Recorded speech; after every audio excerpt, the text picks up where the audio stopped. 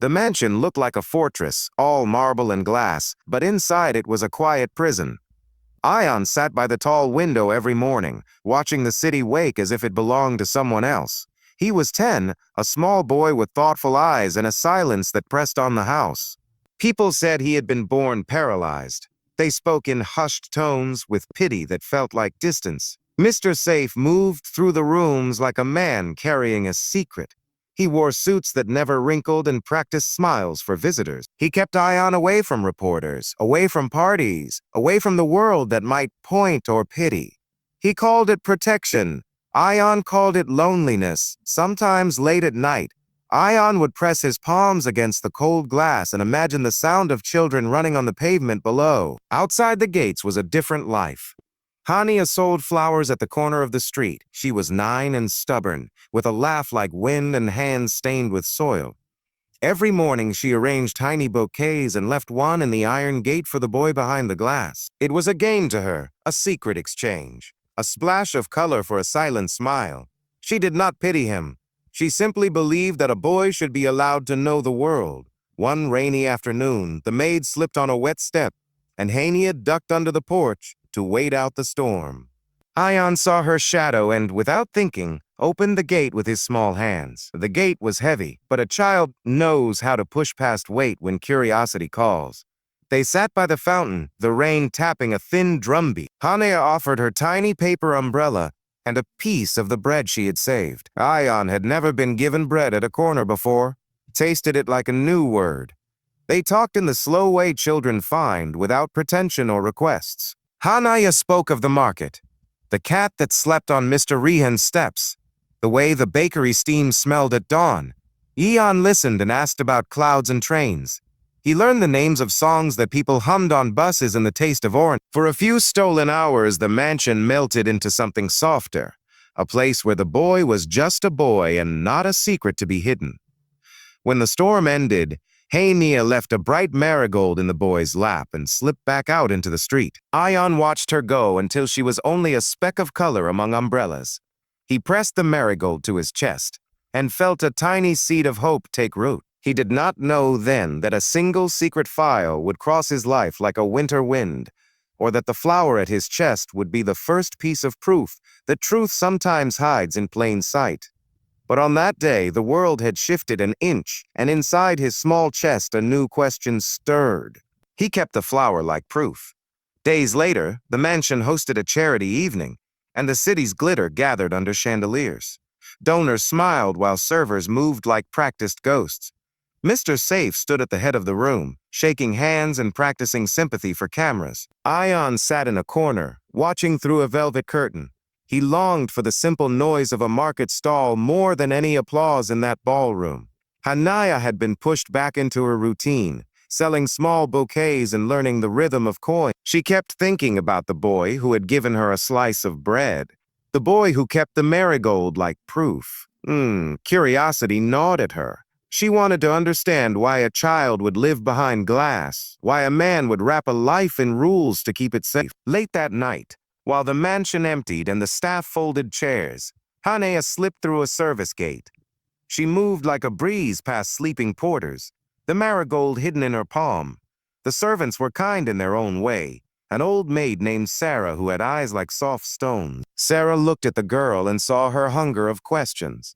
She pointed toward a shadowed desk where papers lay in a forgotten pile. Hania found a file marked with a thin red sticker and the word confidential. Her fingers trembled as she opened it. Inside were paper prints and typed notes, doctor's scribbles, and a brittle photograph from long ago. She read a line that made her blood run shallow. Post-incident cognitive and motor suppression. Recommended prolonged observation and family decision pending. The papers were clinical, but someone had added a hand note. Administration to be supervised. A chill slid down Hania's spine. She did not understand all the medical words, but she understood enough. The file suggested something deliberate: medication, observation, a constructed frailty. Hania felt dizzy. It was as if the marigold in her pocket burned with truth. She imagined a world where a father could choose to narrow a child's life out of fear. The thought made her small hands shake with anger. The next morning, Hania could not keep the secret.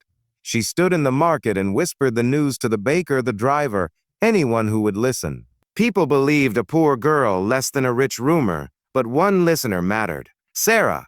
The maid watched Hania with wet surprise, then with a slow, steady resolve. She had seen the boy's small hands and the way he tried to lift them. She knew the mansion's quiet had always worn a harsher face. Together they planned a small truth.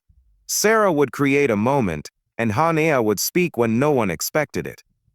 It was dangerous, and Hania felt fear, but the image of Ion pressing his small palms to the glass kept her steady. She imagined the boy discovering that someone had lied about his body. The idea felt wild and right. By dusk, the plan sat like a bright stone in both their pockets, waiting for the right day to be hurled into the light. They agreed truth would be spoken in public today. The day arrived with a sun that felt too bright for the mansion's polished halls.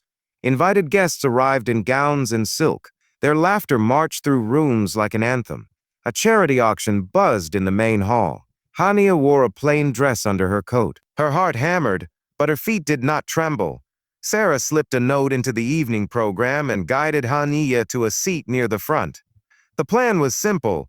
Wait for a lull, stand, and speak the truth. Hania felt small beneath chandeliers, but when she looked at Ion sitting by the window, something fierce rose in her chest. She would not let the boy's life be stitched into silence by someone else's fear. When the moment came, Hania stood. Her voice at first was like a thread, but it grew. "You are keeping him small," she said plainly. Candles flickered, conversations faltered. The files say he was made weak. They gave him medicines to stop him from trying. Murmurs began. Mr. Safe's face remained an island of calm until he did not look like a man who could keep calm anymore. Ion heard his name and looked toward the crowd. His eyes were wide and searching. He had never seen people move like this. Embarrassment, curiosity, and the raw scent of truth swept the hall. A man laughed nervously. A woman folded her hands like a shield. And then Hania said a line that would be replayed in anyone's memory who was there. He was not born paralyzed. He was made to be. The room froze. Mr. Safe moved then, but he did not shout.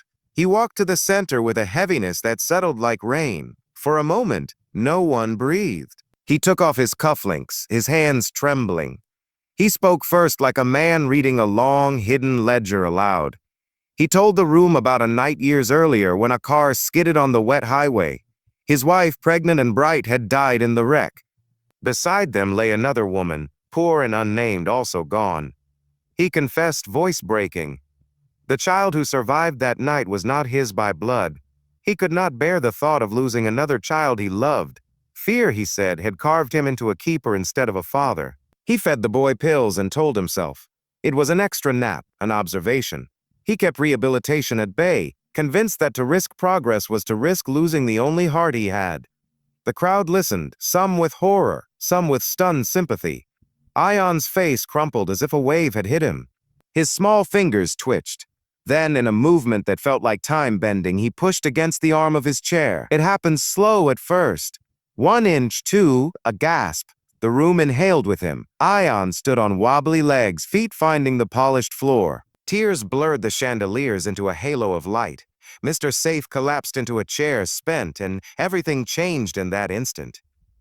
After the confession, the mansion no longer held its smooth composure. Reporters would come, truth would unravel in legal threads, but in the immediate silence there was only the need to mend what had been torn. Mr. Safe sat with his head in his hands. He made promises with the sort of voice people use when they hope to hold dust. Ion stood uncertain, limbs unpracticed, but with a seed of courage that had never been watered. Sarah took Hania's hand and led her through corridors that smelled of lemon polish and old paper. "There is one more thing," she said softly. The maid had been a younger woman the night of the crash. She had tended the chaos and kept a secret long because she thought it kinder. She handed Hania a small, worn photograph and a note with an old name on it, Mira. Hania's breath hitched. The picture showed a young woman smiling with a woven scarf, the same features catching in Hania's jaw like a mirror. Sarah told the story in a hushed voice, how the poor woman Mira had been found in the wreck, how she had clutched a scrap of cloth and a child. She had no papers, no family who came forward. Sarah had buried the woman in a simple grave, and kept the child's story like a matchbox of memory. She had never told Mr. Safe because she feared trouble. Now, seeing the child at the window and the boy standing with new legs, she could not hold the secret any longer. The realization hit like light through ice. Hania listened, the marigold in her pocket suddenly heavy with meaning. The world rearranged into a new map. Names and ties that had been invisible before shifted into place. Hania understood that she and Ion shared blood. She had never known the woman's name, and yet it each morning hummed in her bones. Mr. Safe cried then in a way that unclasped years of fear.